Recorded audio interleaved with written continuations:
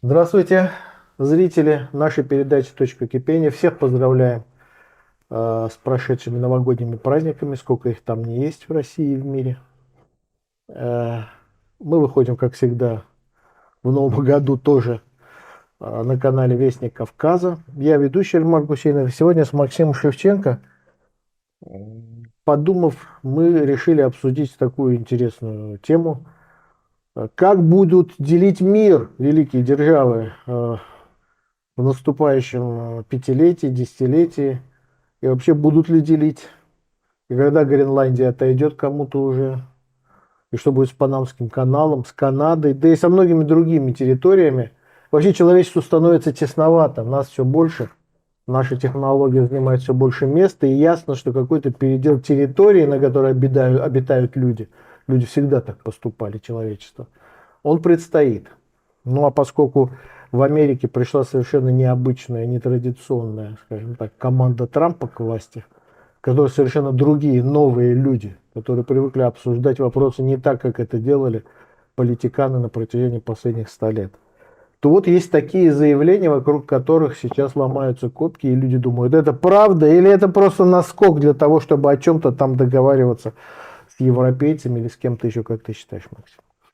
Во-первых, я не понимаю, последние 100 лет мир только и делал, что перекраивал границы, убивал людей, Я не об десятков этом. Я о том, миллионов. что это делали люди определенного, люди в котелках, понимаешь? А Какие сейчас, люди? Это делали люди в мундирах, во френчах, это делали люди в котелках, это делали люди да, в полевых зеленых да. костюмах. Там, А сейчас это... пришли к власти в Америке вот люди в команде Трампа 12 миллиардеров, и у всех в майках с надписями Силиконовой долины, понимаешь? Немножко другие люди, они по-другому привыкли говорить. Вот посмотри на слова Маска, что он и как он заявляет. Люди, которые ничего не боятся, ни Европы, ни Америки, ни Господа Бога, потому что когда у человека 300 миллиардов, он боится только смерти и инфекционных болезней, понимаешь? Ну, Это он моя боится, что у позиция. него эти 300 миллиардов могут отнять. А такие... Как их нельзя отнять? Ну, почему? Были, Ну, были нет. Линда Деларош, был пример канадского мультимиллионера, который стал писать не то, говорить не то, и в итоге он перестал быть не только мульти, но и просто миллионером. Ну, когда человек Поэтому мультимиллиардер, это другое немножко давай дело, вернемся понимаешь? сейчас. Не будем зачарованы деньгами, потому что деньги на самом деле не главное. Но на самом деле команда пришла сильная, и команда, перед которой стоит задача за 3,5 года, за 4 года решить ряд важнейших вопросов. Безусловно, к этим вопросам, прямо, которые обязаны они решить, не относятся ни Гренландия, ни Канада, ни даже Панамский канал. Хотя Панамский канал в большей степени Хотя относится. они об этом И заявили. объясню почему. Да. Надо просто разобрать кейсы вот этих трех направлений. Ну, понятно, что Гренландия вообще непонятно, зачем она нужна Америке. Потому что Америка и так имеет в Гренландии по соглашению с Данией все, что хочет. Она имеет там станцию космического обнаружения там раннелетящих ракет, которые на льготные условия в рамках партнерства НАТО там работают. Она имеет полный доступ к месторождениям редкоземельных металлов, которые обнаружены в Гренландии. Она имеет все абсолютно, что ей надо иметь в Гренландии, военные базы. Поэтому зачем покупать или захваты, ну, про захваты, я думаю, речь вообще не идет, покупать Гренландию. Дания уже вежливо отказывала дважды Соединенным Штатам Америки, в 20 веке. А, значит, после Второй мировой войны и, в общем, где-то в 20-е годы, что она не хочет отказываться от Гренландии. США уже хотели купить. Это не экстравагантное заявление, это не новое заявление, потому что, естественно, США, владеющие Гренландией больше, чем они сейчас владеют, то есть оформившие право собственности на Гренландию, которое у них и так де-факто, они владеют Гренландией, Соединенные Штаты Америки. Им надо де-юре. Зачем де-юре? И почему для Трампа, что нет других задач в этой ситуации? Это странно. Зафиксировали. Второй момент. Канада. Доминион, бывший британский доминион. Канада. Канаду что связывает с командой Трампа? Мать Илона Маска, она канадка. И я не знаю законы Канады, может ли Илон Маск претендовать на то, чтобы в Канаде руководить, стать премьер-министром, например. Родился он в Южной Африке. Ну, в общем, Канада связана с США вот этим соглашением НАФТА, которое США, Мексику и Америку, это, значит, зона льготной таможенная зона. И, конечно, наезды на Канаду беспредельно наглые такие и очень хамские. Но эта граница возникла даже не в 20 веке. Эта граница возникла в начале 19 века после англо-американских войн, после войны за независимость, потом в начале 19 века знаменитая война с участием Текумзе. Многие, наверное, фильм помнят из 12-14 нашего годы. детства. Пока Да, мы там бились с Наполеоном, они бились англичане между там собой. разоряли Вашингтон, сжигали, между прочим. Белый дом. И граница выстроилась. И проблема Канады – это скорее не отношения с США, а отношения внутри Канады, между французской провинцией Квебек, где даже террористические повстанческие группы действовали, франкоязычные, и другой англоязычной Канадой. Но наезд на Канаду, конечно, достаточно жесткий. Это давление, я думаю, с целью простого решения простой задачи. Сейчас в Канаде политический кризис, правительство Трюдо может покинуть, скорее всего, уйдет. Трампу надо поставить в Канаде не либералов, а своих лоялистов. Проблема в том, что в Канаде не так уж много тех, кого мы можем назвать, их достаточно много, недовольными Трюдо.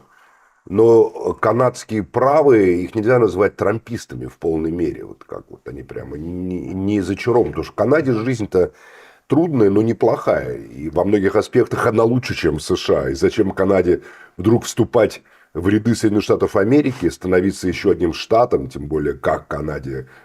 По штатам Канада тоже разделена на разные сектора, на разные штаты там, и так далее. Права индейцев, индейцы в Канаде вообще живут по совсем другим законам.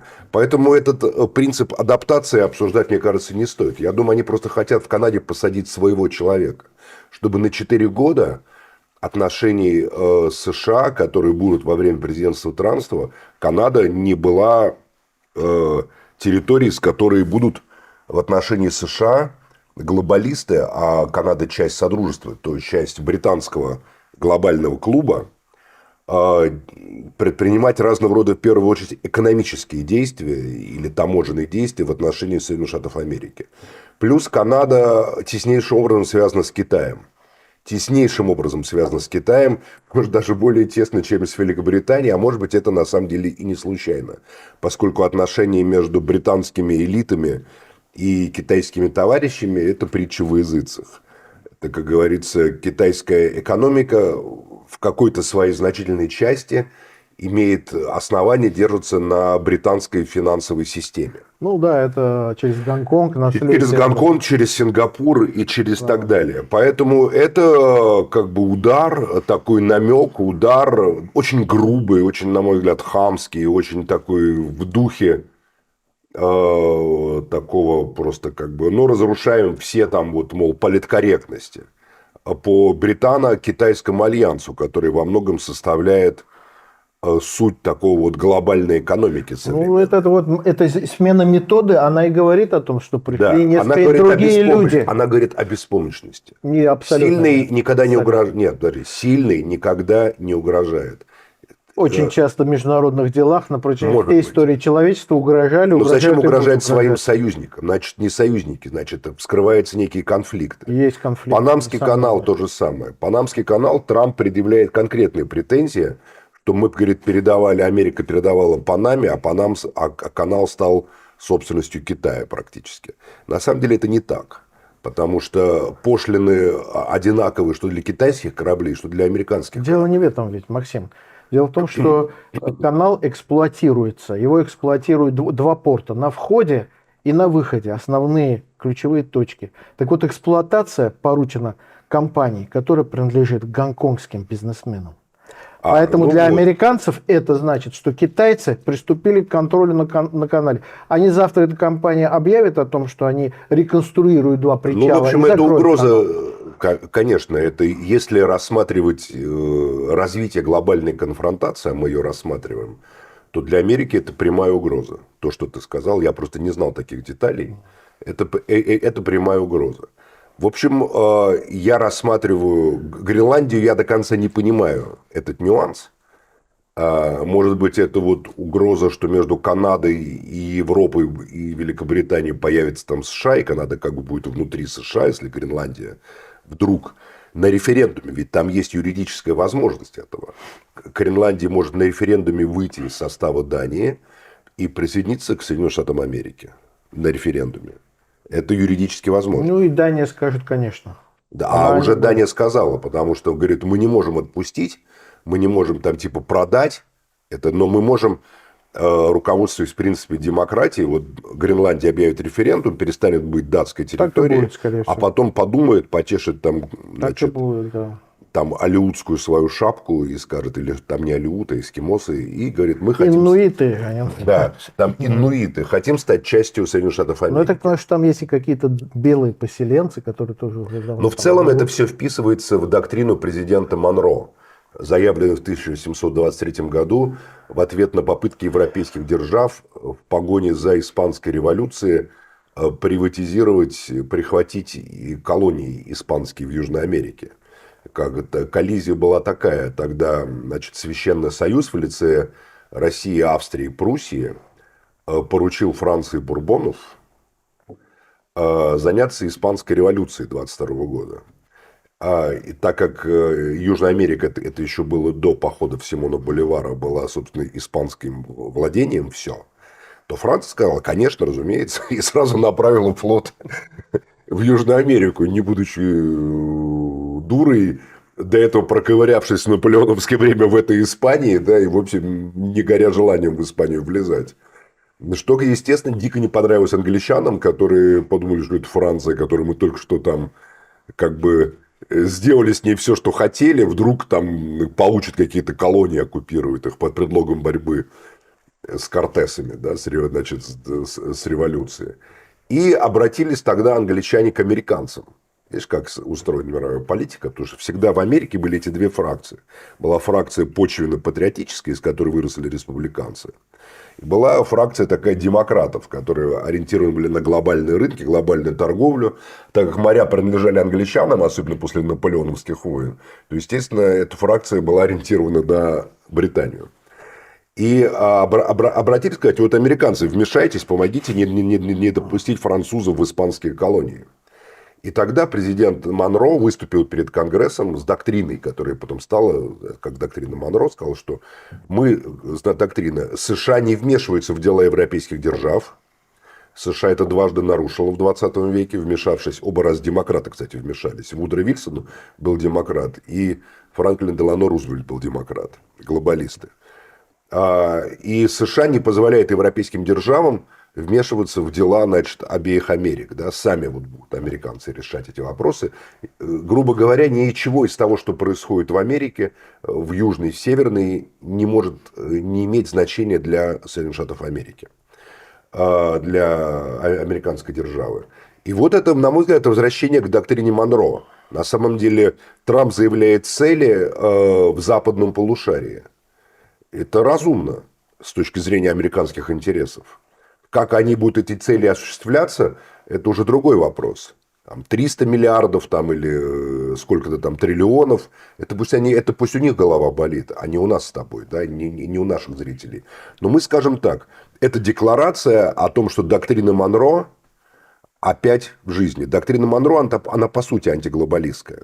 Это выход из попытка выйти, декларация о намерении выйти из мировой системы глобализма, куда США затянули демократа. Значит, вот демократы – это менеджеры вот этой триады глобалистской, куда входит, значит, традиционалистский клуб, менеджмент, который как бы опирается на демократическую партию США и такая маткой, такие метастазы пускает по всему миру. Там Южная Корея, Япония, наплодили в Европе этих гомункулусов себе подобных. И третье... Прям уж гомункулус. Гомункулусы. Голем. Все на одно лицо с одинаковым мировоззрением, неважно какой разрез глаз, какой цвет кожи, как там обрезан, не обрезан. Все вот мыслят в рамках парадигмы каких-нибудь либеральных профессоров Принстона, понимаешь, которые по методичкам по этим. И третье – это финансовые спекулянты глобальные, которые, собственно, оперируют всеми этими триллионами и триллиардами, которые ты, значит, упоминал. Вот, поэтому доктрина Монро это что значит? Смотри, в его речи не было сказано ни по-настоящему, ни об Украине, ни о Ближнем Востоке, ни о чем-то еще, как о важнейших целях. Весь мир сосредоточился только на вот этих вот. Гренландия, Панама. Это на самом деле уход Да, от того... его интересует северное его полушарие. Да, и он хочет выйти из всех конфликтов на Ближнем Востоке, в Украине, хотя бы выйти так, чтобы они не за силы Америки в себя не всасывали. Силы Америки не бесконечны. Проблемы, стоящие перед республиканцами, перед патриотами Америки, скажем так, почвенными, за эти 4 года проблемы огромные. Со времен Великой депрессии таких проблем не было. Экономика, несмотря на бравурное заявление Байдена, который сказал, мы там достигли роста, экономика, смотря в чем достигли роста. В спекуляциях достигли Нет, роста. Максим, тут я с тобой поспорю. Давай. Как журналист-международник, могу Поспорь. тебе сказать, что экономика США процветает во всех смыслах, в том числе в производстве материальных благ, ну уже не говоря там про финансовые и услуги. Это такая Они на подъеме. безработица. Безработицы у них нету сейчас. Да? А Трамп говорит, что есть. Ну, Трамп что-то говорит, вот в То есть в декабре... Америке ты считаешь, что все хорошо? Я не сказал, что все хорошо, но у них экономика на подъеме и безработицы нет. Потому что в Соединенных Штатах, если безработица меньше 5%, а они сейчас считают ее где-то 4 с копейками, это значит, что безработных нет. Не работают только люди, которые не хотят работать или переходят с одной работы на другую. Ну, так Но не или в этом иначе, дело. так или иначе, Не в этом. республиканцы... Проблемы в экономике есть всегда у Да. всех стран, даже на подъеме, на диком, когда она перегрета экономика, когда она А недогрета. зачем тогда, если так все хорошо, Трамп хочет с Китаем эти экономические войны? Угрозы эти сыпет. Поднимут таможенные пошлины. Ты понимаешь, как китайские товары он же ограничивают. угрожает и Канаде, и Мексике поднять пошлины. Он считает, что Мексику субсидируют на 500 миллиардов. Это что значит? Это значит дефицит торговли. А Канаду на 100 миллиардов. С Мексикой и с Канадой подписано соглашение о свободной торговле. И там размещены предприятия китайские, корейские, европейские, которые производят там и поставляют и продают все в Соединенных Штатах. Ведь так и получается, что у Европы, кстати, у нее объем торговли со Штатами где-то 500 миллиардов, из них 250 миллиардов – это плюс от торговли. И он происходит не потому, что они с немецких заводов только поставляют, и французских. Кстати, Франция поменьше, чем не только Германия, но и Италия и Испания занимают место в этом дефиците. А они со своих заводов в Мексике и в Канаде поставляют. Когда это все создавалось, американцы не рассчитывали, что так это будет. Может быть, они не доработали договор, может, они собирались сами там что-то строить. Тем более, что когда подписывался договор, еще такой мощи Китая не было, которые сейчас могут свои предприятия за пару лет где-то разместить, понимаешь? И он, в том числе, предлагая объединиться с Канадой, он указывает им на то, что мы вас сейчас субсидируем. Он имеет в виду дефицит торговли. И он хочет, чтобы его не было, потому что если он его ликвидирует с Мексикой и Канадой, 600 миллиардов, прекрасное дело. Он добавит, ему надо ликвидировать самое страшное в Америке, это бюджетный дефицит. Если уж говорить об их проблемах, финансовый дефицит, то, что они должны, и долг этот растет. Интересное и очень глубокое такое размышление. Спасибо, Эльмар. Ну, я думаю, что с Китаем тоже, хотя Китай это отдельная история, потому что по мощи он превосходит и Европу сейчас, и какую-то Канаду, и Мексику, может быть, даже вместе взятых. Ну, короче, Трамп хочет поставить такие границы и такие барьеры, да, внутри которых он хочет сконцентрировать, сосредоточить силы капиталистической Америки, да, и направить ее на внутреннее такое вот базисное на внутреннюю базисную самореализацию. Да, или же сказать тем, кто вот построил эти заводы, корпорации от Китая до, там, я не знаю, до Европы, сказать, или мы всерьез будем это разговор вести о присоединении, либо вы предполагалось, что вы в Америке должны строить эти заводы, вы их потихоньку переносите. Процесс пойдет, он нас устроит. Я думаю, будет такой разговор. Ну, в общем, так или иначе, доктрина Монро. Доктрина Монро, конечно. Просто она по-другому немножко выглядит и звучит, но время-то прошло 200 лет. Вот. Я думаю, что из Гренландии тоже Знаешь, одно дело, у них там какие-то базы в Гренландии. Ну, базы. И там шляются, в том китайские, наши, дай бог им здоровья, ледоколы, которых у нас там на 2 американских, у нас их 40, да. А если Гренландия станет Америкой, то 200-мильная экономическая зона и 20-мильная, собственно, пограничная зона. Уже ты будешь по-другому плавать. Тебе на каждый проход надо не у Дании или у Гренландии спрашивать разрешение, а надо спрашивать у Соединенных Штатов Америки будет. Стратегическое, то И есть окажется, такое. что между Исландией и Гренландией и прохода-то особенно нету. Там везде будут почти американские воды. Я думаю, что это, а не какие-то там редкоземельные элементы. Хотя там, видимо, очень много всего на шельфе лежит. И никогда Дания не сумеет это поднять. И потом, знаешь еще, что мне кажется? Все это все равно. И Трамп, и его команда, и вообще американский истеблишмент понимают, это все равно передача территорий внутри одного западного сообщества. Что Гренландия принадлежит Дании и как бы ЕС Ну каким-то, да, в принципе. что она принадлежит Соединенным Штатам, это одно западное большое сообщество. Оно его переживет элементарно. Особенно если американцы вот этот вот 250-миллиардный дефицит в торговле с Европой сохранят, понимаешь? А за это Европа и Данию отдаст, если надо, не то что Ну, Гренландию. замечательно. Ты все разъяснил прекрасно. Мне так кажется. Это мои, значит, Ну, интересные размышления. мысли. Надо думать.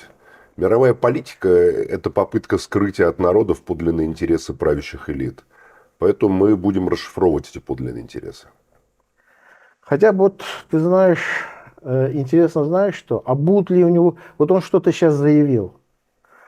А будут ли у него после Он 20 много чего января заявил там. еще какие-то За 24 заявления? часа войну остановлю, там, то, сё, Это же пятое, ясно, что десятое. он Но, ее не может быть, сейчас он, остановит. может, подходит к настоящим заявлениям, которые являются частью стратегии его команды. Причем, знаешь, что странно? Вот вроде бы он еще не президент. Вроде бы кое-кто даже посмеивался над тем, что он там про Канаду, Мексику и прочее сказал. А Трюдо уже ушел. Достаточно было просто что-то сказать в одной речи.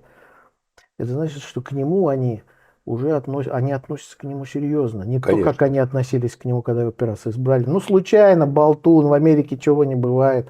В Америке президентом может стать кто угодно, понимаешь. А сейчас они воспринимают это всерьез. И даже канадский истеблишмент поспешил убрать Трюдо, который его страшно раздражает. Это личный враг, мы об Ну этом да, не да. говорим. Он его оскорблял там. Оскорблял его, да. Они поспешили его убрать, потому что они всерьез все это восприняли. Трюдо там где-то теперь в норке, и его оскорбляют, а он молчит. Маск там его последними словами про девочкой назвал, да. Вот. Все ждут, все готовятся 20 января, что-то будет. Ну, хорошо. В приятном Завершим, ожидании. наверное, да. Да, ну что же, мы обязательно встретимся. Я думаю, что Трамп, он такой деятель, что долго ждать не будет. Он прям 20-го начнет делать новые какие-то заявления. Мы встретимся и их обсудим. Уже будет понятно, как к нему, как он и что там будет. Поэтому следите, подписывайтесь на нашу передачу «Точка кипения» на канале Вестник Кавказа. Ставьте лайки, если палец не устанет, особенно у вас. И до новых встреч, друзья. Максиму спасибо огромное. Спасибо.